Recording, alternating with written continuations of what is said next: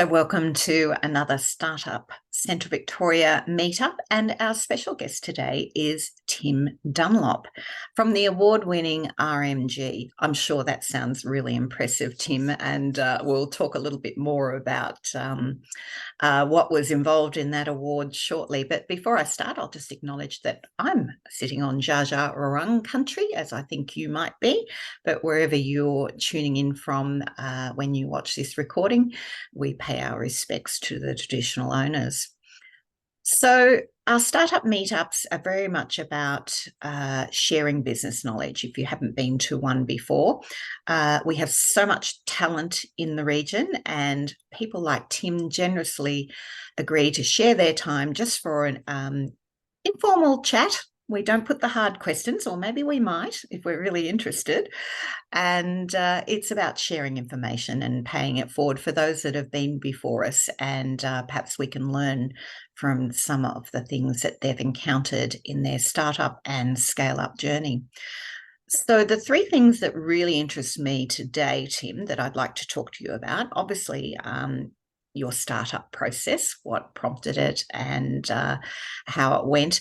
But I think the real interesting part of your story is the scale up, because you have come a long way in the 10 years since you started. And at the Bendigo Business Excellence Awards, one thing that really impressed me with your speech, apart from that big smile you had on your face and a very animated team behind you, was you talked about community. Ecosystem building is very important to Startup Centre Victoria. So we might finish on that. That sounds like a good plan. Sounds fantastic, Kerry. Thank you. All right. So I seem to recall you saying that the idea started in your lounge room. Take us back 10 years ago and tell us what inspired, where were you at that point in your life, and what inspired you to start up RMG?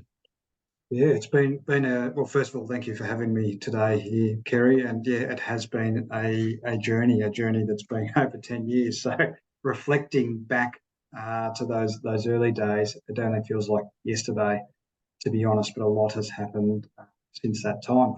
But yeah, what did inspire that? I suppose a lot of influences as you grow up sort of come into that point in time for me personally. So I am an engineer by qualification.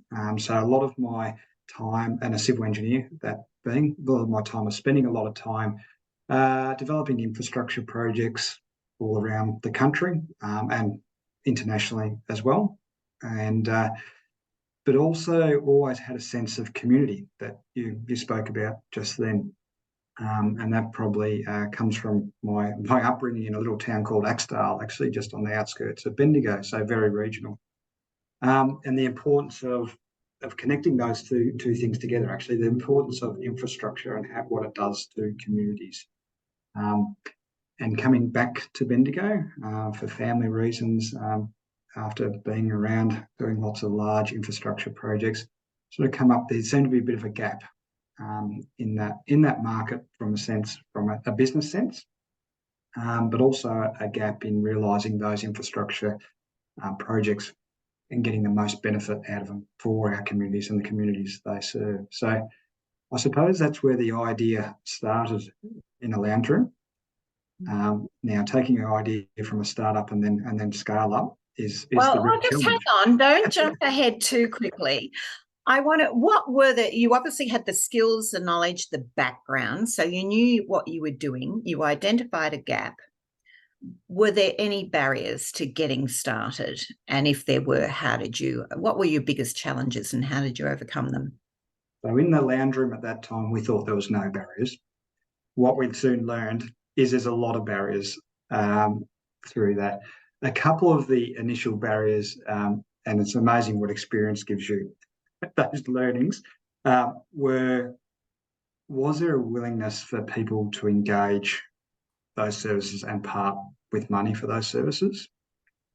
And the other thing is I was the founder or co-founder and relatively young, I suppose, at that time in some people's eyes, so approximately 30 years old.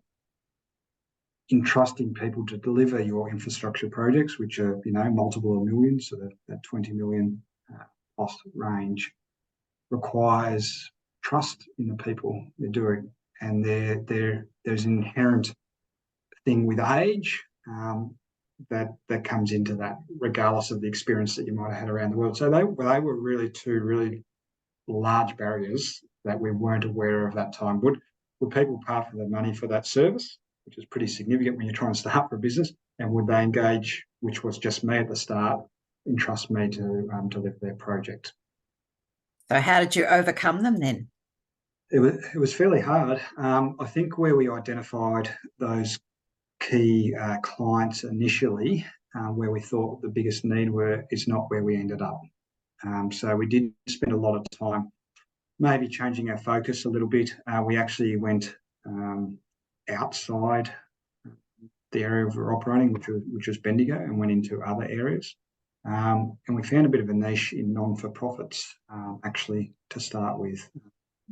It was really all by accident, but they weren't really getting serviced all that well.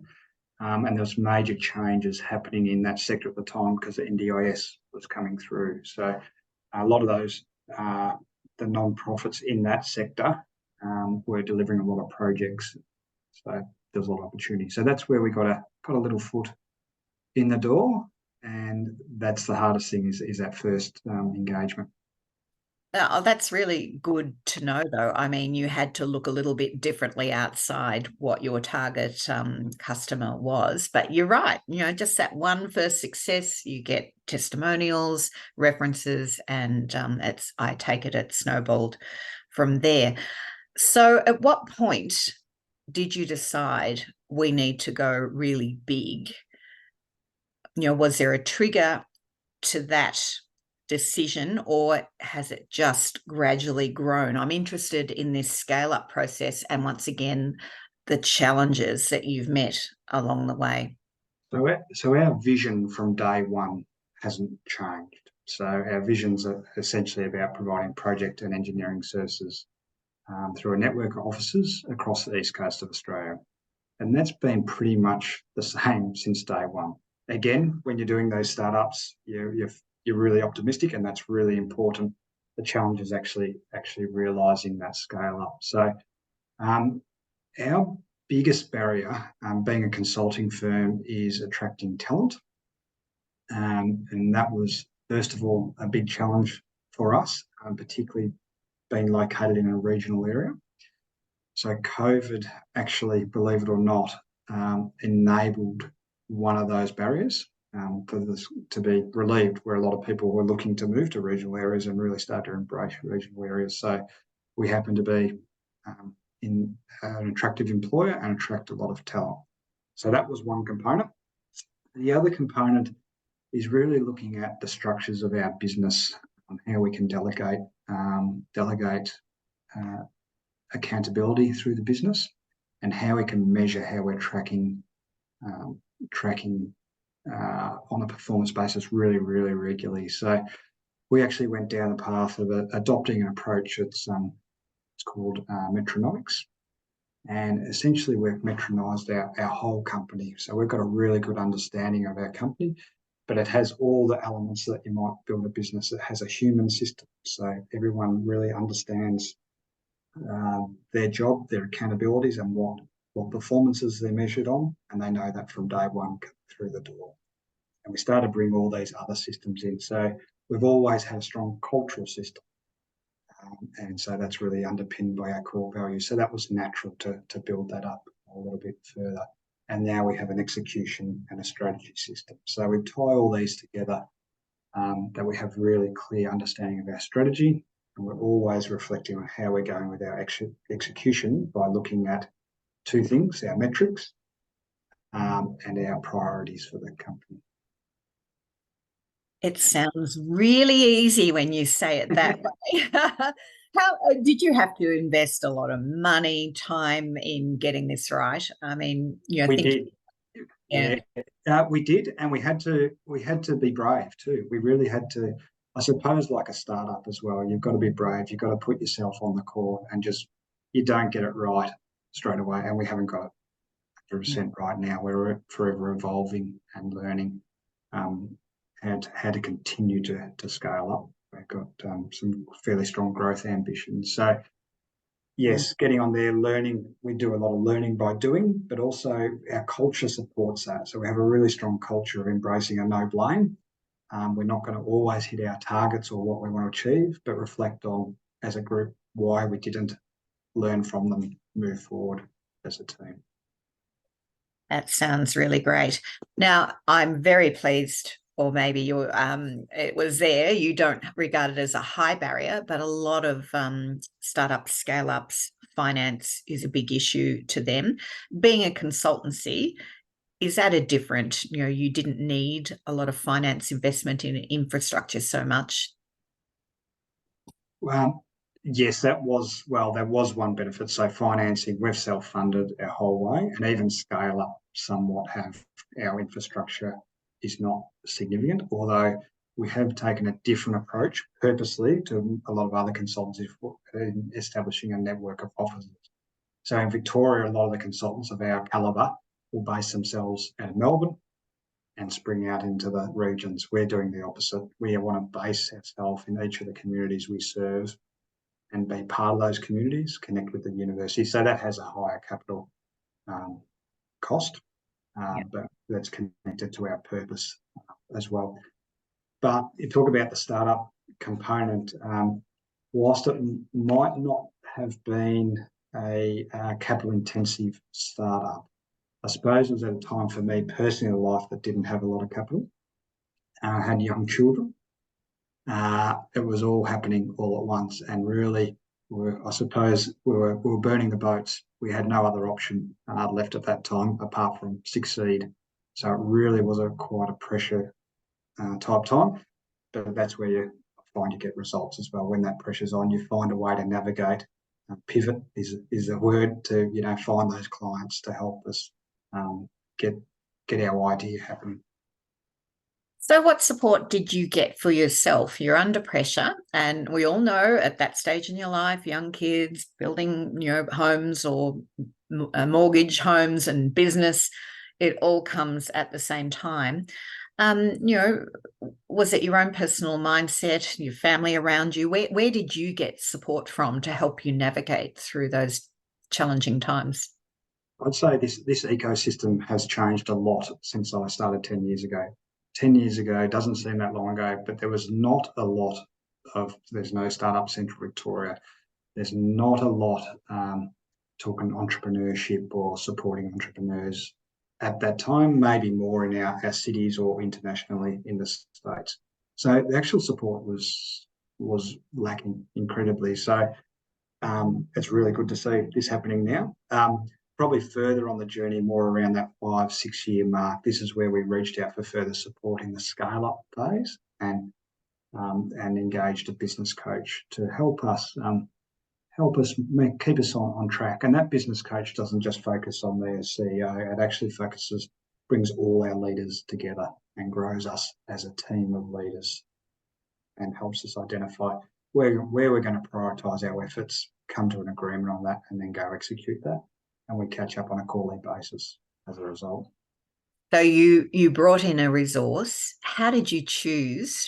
Because it's a very personal choice. How did you decide who was the right business coach for you? Yeah, it's a challenge, and we've been down that path of trying and failing a few times actually. So there's two components that we wanted to achieve: a business coach that understood who we were, understood our culture, and was willing to work with us as a team was one component, but also there is lots of sort of systems that you can bring along that help this. And we often found there was a disconnect in these systems of the business coach and disconnect of the systems, the business coach and us. So it did take a lot of trial and error, a bit of research, and that's where we fell on this metronome system, along with an associate business coach who really connected with us really well. The metronome and metronomics works really well for us. We're an engineering or project management consultancy. It's very logical. It's very methodical. It really is something that our team understand and get. So it works for us. Yeah. Oh, fantastic. That's great advice. And yeah, making sure your consultant's going to work with your system. It's like having totally different working against each other almost. They could be the smartest business coach in the world, but if they're not getting you and your systems, it's a total waste of time. Yeah, fantastic.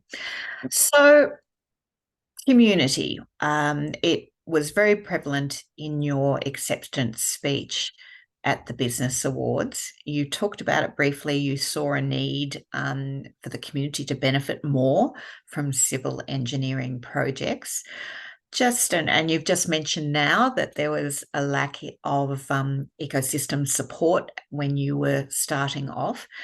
Talk us through what your thoughts are on community and the ecosystem, and what your vision would be. We're making a start here, but where would you like us to go? And it's not just Startup Centre Victoria. This is every individual business and stakeholder in the region and beyond, actually. Right, fantastic. I might start off on my journey of community and how that's in RMG, and then to the ecosystem to support businesses, if that works, Kerry. But look, my background really, as I said before, influenced my understanding of community. I was only speaking to my father actually not that long ago, and I just remember as a young child seeing this picture of the water main being installed in Axedale. There was no funding. They tried for funding. Governments wouldn't get it. So what did they do? The whole community got together, funded it, and you couldn't do this these days because of OH&S, but there's a picture of my father's probably 12 years old with his friends all shoveling the dirt back into the thing. So I grew up in an environment like that and always understood that, and we needed communities to come together to achieve these things. And that brought together the infrastructure. So just that image in my head was in my head very, very early on, along with all the other community things that used to happen with CFA and, all committees, water committees, school committees that my family and people around me were part of. So understanding communities are very important to the fabric of how we operate. Moving into a professional consulting firm and working for multinationals, delivering really large infrastructure projects all around the world was a really interesting insight. So I was working at World Bank, was a client of mine. So again, delivering infrastructure projects in PNG, East Timor, various others. But also those multinationals had a scheme basically encouraging us to offshore our jobs. And they marketed it as a centre of capability. Now that was a conflict with my values and my set of understanding, and that's where we come back to RMG and founding RMG, bringing that high capability, but really wanting to keep that skill set in our community, whilst also delivering infrastructure for our community. So I think community is everything. Going to a business sense and having an ecosystem or a community is really, really important. Whilst it was probably a bit of a lonely journey for me to start 10 years ago, the last 4 or 5 years has been absolutely fantastic to see places like Startup Central Victoria support startup on the journey. It's really good just to have someone to bounce ideas off or share challenges with, and importantly, not criticising, I suppose. It's really difficult when you're in the startup journey. We know we don't get it right from day one. You don't even get it up right when you're scaling up. But being able to be in a safe space to try these things is really, really important. And you hit the nail on the head there. I've been in businesses most of my life through family and whatnot, but I wouldn't even pretend to tell how a software tech team should put their product together. All you can do is listen, ask questions, bounce ideas out, have you talk to such and such, connect them. So we all have a different role to play, don't we? It's and it's so exciting when you don't know what you don't know. Civil engineering, you know very well, but there are emerging technologies and industries coming all the time, and very exciting for those that have an appetite to have a go. So we can support them in some way. Yeah. Yeah, certainly can, and share our learnings along what we've learned along the way. So that's it. It's never easier to start a business now, but again, unless you've got that support and guidance and mentoring along the way, it increases your chances of success, I suppose. So tell me about the business awards. What prompted you to enter? How did you find the process of having to answer questions, be judged, and what did it feel like at the end of that process to be named Business of the Year? Congratulations, by the way. Oh, thank you, Kerry. Look, it was very exciting, and it's really rewarding for our team, to see all the effort that they've put in over the journey to receive that recognition. We've been the Business Awards. That was a great award, but we'd actually been part of the Business Awards since I think it was 2017. So again, being nominated this time, I think it was for a startup or something like that, new business, and we got to a finalist, which was great. Then the next year we actually won the award, which was fantastic. And then 3 or 4 years later, we were nominated for Professional Services Business of the Year, and we thought, oh well, we'll put in for that. It's good to put in, but it's also good to learn through the process and get a lot of feedback from the judges.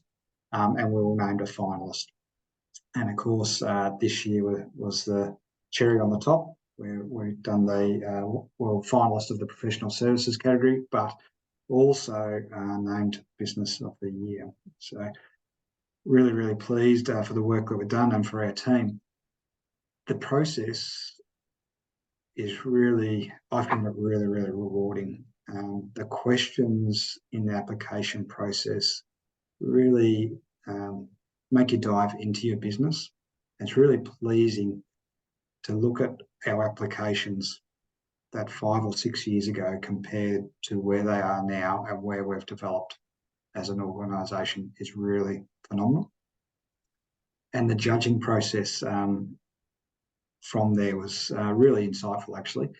Really good questions, which was interesting at times, but I think it sounds like we answered them well. And the post feedback out of that as well, really understanding and sharing the areas where we're doing really, really well, and also sharing some options for us to continue to improve as we go about our growth.